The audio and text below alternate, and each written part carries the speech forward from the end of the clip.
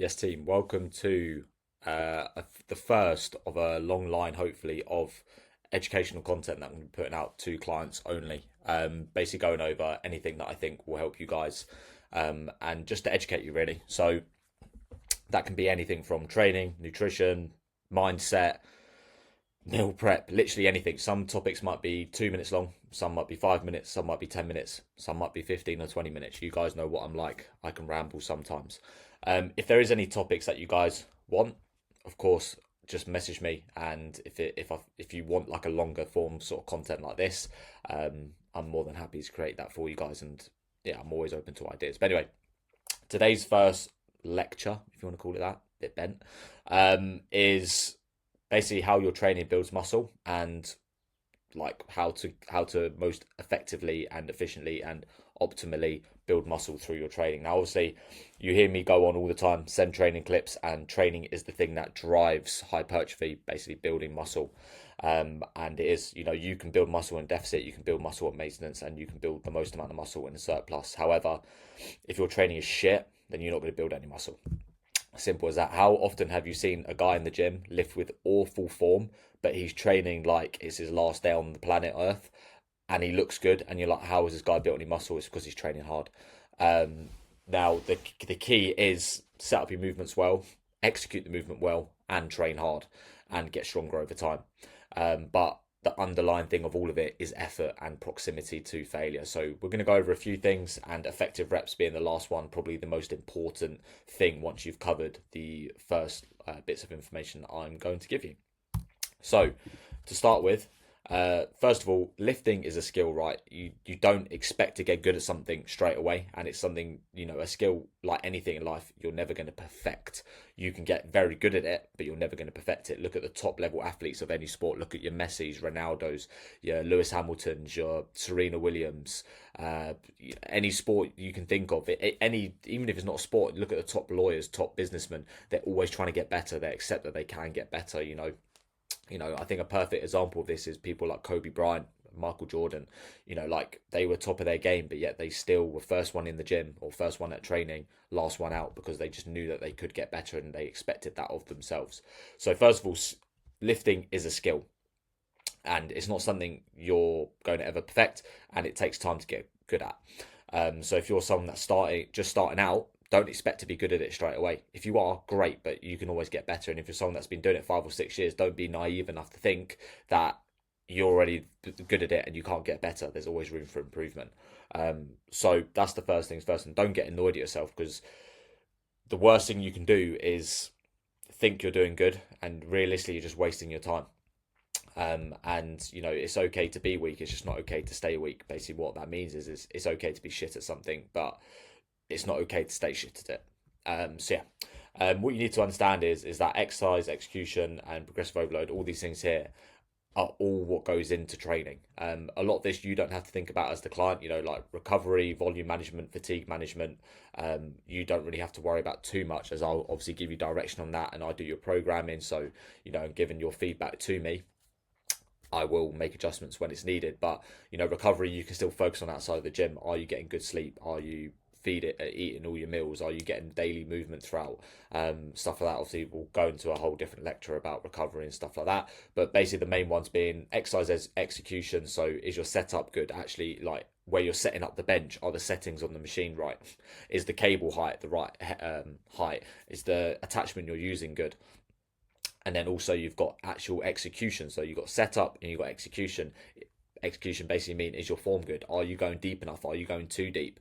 Whether that be on a press, on a squat, is everything in alignment with one another? Like if you're performing a bench press or a Smith press or any sort of pressing movement, and your elbow's here, but your wrist is out here, or your elbow's here and your wrist is in here, they're not stacked over one another. That's something that we need to fix, or be adherent of.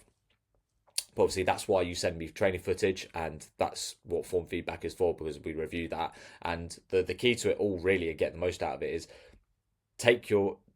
record your form footage, even if it's on a body part or a movement you think is good. It can always be better, right? And there's no worry about making a strong point stronger. And obviously, we want to bring up weak points. But the longer you train, the more technical and intentional it becomes as well. So someone that's just starting out I'm not worrying about what angle you're doing a pull down at, or I'm not being hyper fixating on where your wrist is or what exactly you're doing. As long as you're performing the movement well and you're getting good stimulus out of it and you're training hard, that's all that I care about. But if you're someone that's like 4+ years deep into lifting, got a decent amount of muscle, those little intricacies do matter, you know, like rep ranges will matter a lot more. Where things come in the session will matter a lot more. Your split will matter a lot more. When you're a beginner, you just go in and just train fucking hard. So obviously this is something that all I would have to worry about, all you have to worry about is sending me the training footage, training hard. So execution setup, which we spoke a little bit about before, these are the usual problems that arise, you know. So it's normally like poor control, that's both eccentric and concentric. So some people, they absolutely rush through the eccentric, there's no control, they basically submit to gravity and then they bounce out of a hole, and you know, you're letting all the stretch reflex of the tendons, of the ligaments actually do most of the load. The most common one is like through the calf training. You see people go into the bottom, bounce out. Your Achilles tendon's doing all of that. You're actually getting no calf stimulus. So it's just making sure that we're having nice control throughout and we're not bouncing reps, but equally having enough control over the eccentric that we are in control of it. You know, like there comes a point where it is maybe a bit too much, you know, like 5+ seconds is probably a bit too much. However, if it's a movement that you've previously got injured on, or it's a movement that you've kind of maxed out the weight stack, that is a way to make it harder. But if you're doing like a barbell RDL, you don't need a 6-second eccentric. If you're doing a hack squat, you don't need a 6-second eccentric. You can probably get away with a 2-second or 1 second as long as it's under control and you've got a nice pause in the bottom. But the good sort of like median is that 2 to 3 seconds, 4 seconds being like the kind of upper limit when you're baselining that control. And then once you get deeper into it, you kind of just standardize it naturally. Like there'll be some movements that you take longer on, there'll be some movements that you take shorter on. For example, with me, adductor training, my eccentrics can be like 5 seconds and I might even have like a 3-second pause in both sides. But then I move on to something like my squat patterns and my eccentric, I don't even think about it. Like it just is naturally around a second or 2 seconds. It's about a second and a half pause and press out. The other thing that we don't want to be doing is obviously, yeah, we want to be kind of aware of how long our eccentric is taking us. The concentric, we don't really want to be thinking about that. Concentric should just be how fast with control can I move this weight up. So for example, a squat, how fast can you stand up? An RDL, how fast can you pull the weight up? A press, how fast can I press it off of my chest whilst maintaining that control? Because the harder you contract the muscle, the more motor units you're going to recruit. Therefore, the easier it is going to be to actually move the weight, but also more muscle is going to be built because you're actually using more of the muscle as opposed to kind of just going, oh, I'll just push it really, really slowly. It's kind of like imagine running a 100-meter sprint, but you're only running at 50%. You're not going to be getting the most out of it, right? So that's mainly about what comes down to eccentric and concentric. Then you've also got like stability and bracing, which is like a huge one that once people get like the basics down of like range of motion, setup, execution, bracing and stability normally comes next. And a lot of people, they get it right on their bigger compound movements, especially leg movements like your squat, your deadlifts, your leg presses, where they contract their abs really hard. You know, they breathe in, they contract really hard and they get a lot out of it. And then they move on to a leg extension, or they have a preacher curl or a bicep curl, or any sort of other movement that isn't like a big compound. And all of a sudden, they're not thinking about their breathing, not thinking about their bracing. They got weak core the entire time. How you brace on those squat patterns and those bigger dangerous movements, if you want to call them that, brace like that on your bicep curls, on your tricep extensions, on your leg extensions, on your hamstring curls, on your glute work, on your pressing, on your rows, and you'll get so much more out of it because that tighter midsection is going to allow for greater force output, and it's going to also bring you more stability, right? And another thing that comes into stability is like when you're pressing or you're doing like these lower body movements, upper body movements, is stability comes from the floor, stability comes from your lower body. So when you're doing a press, don't just sit there with floppy ankles on your tiptoes. Plant your feet in the ground, push yourself back into the bench.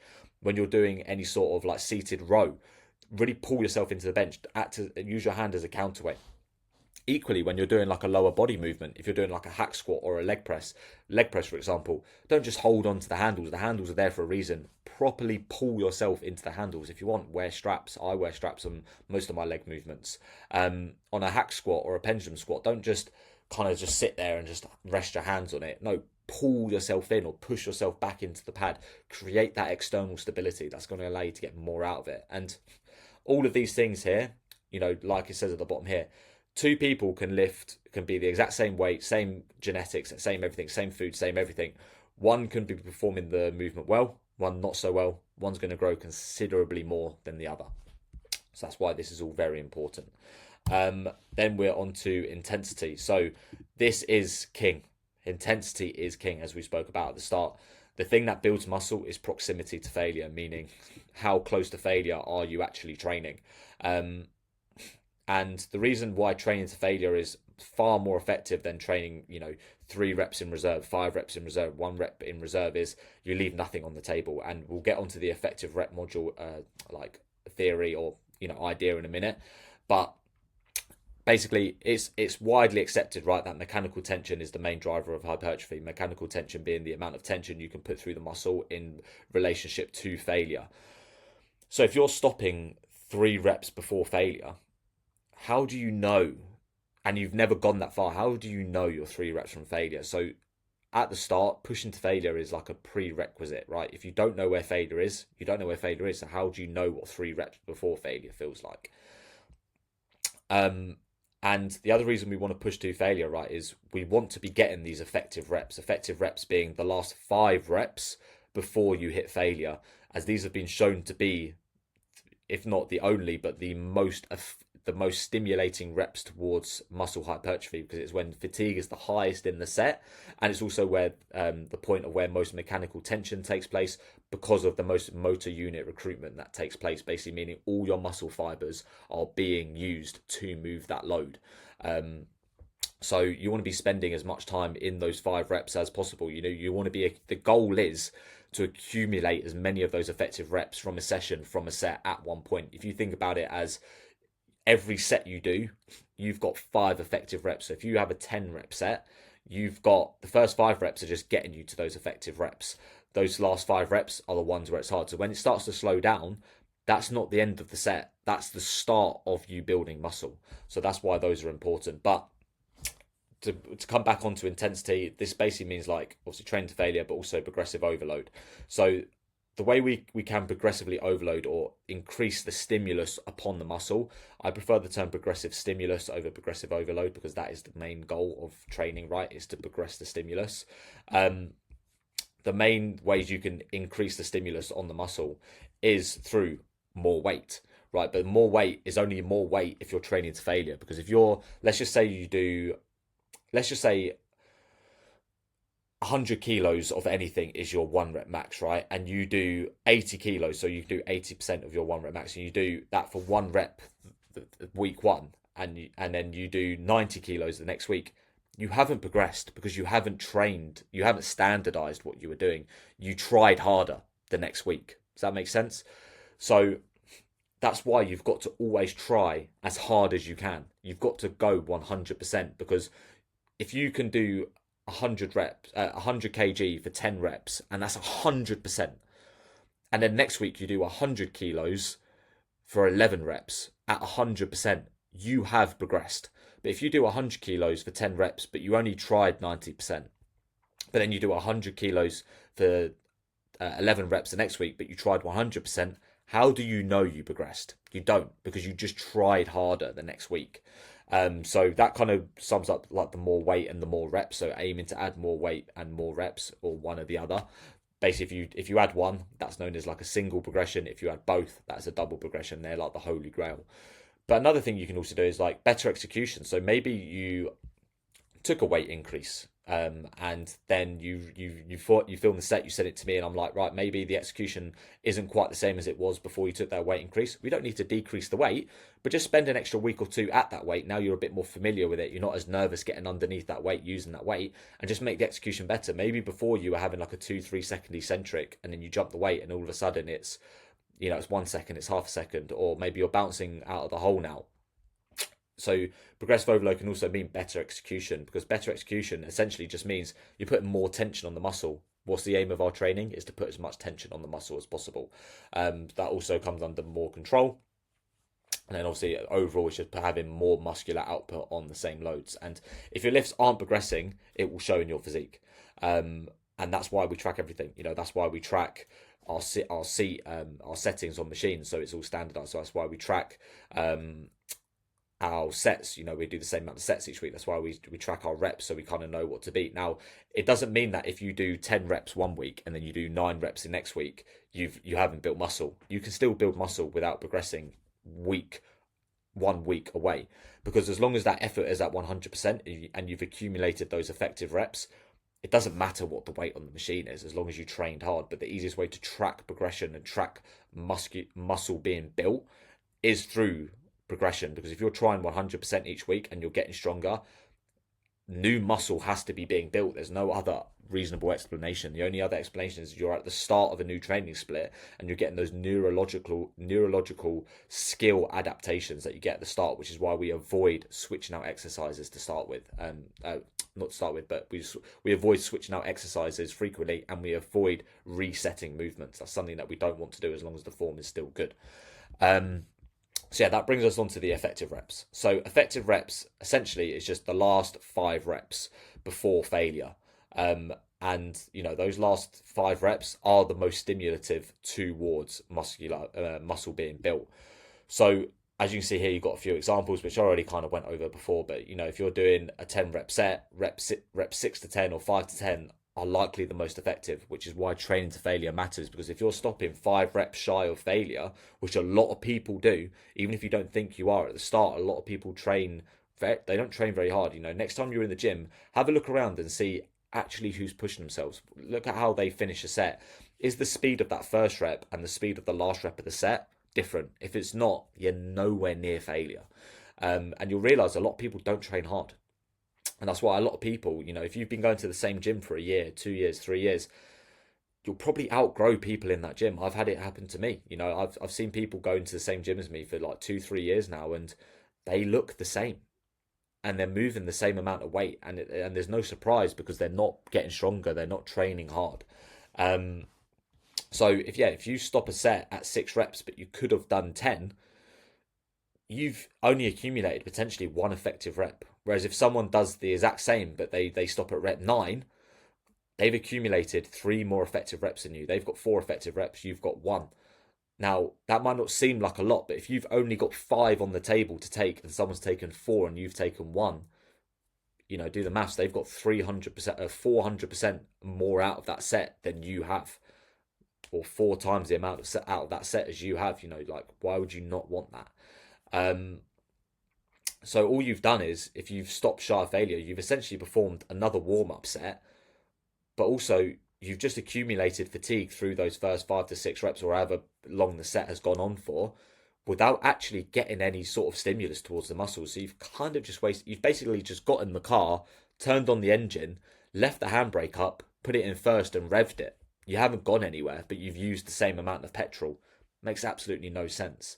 So yeah, that's the effective rep module theory there, and that's why training to failure matters.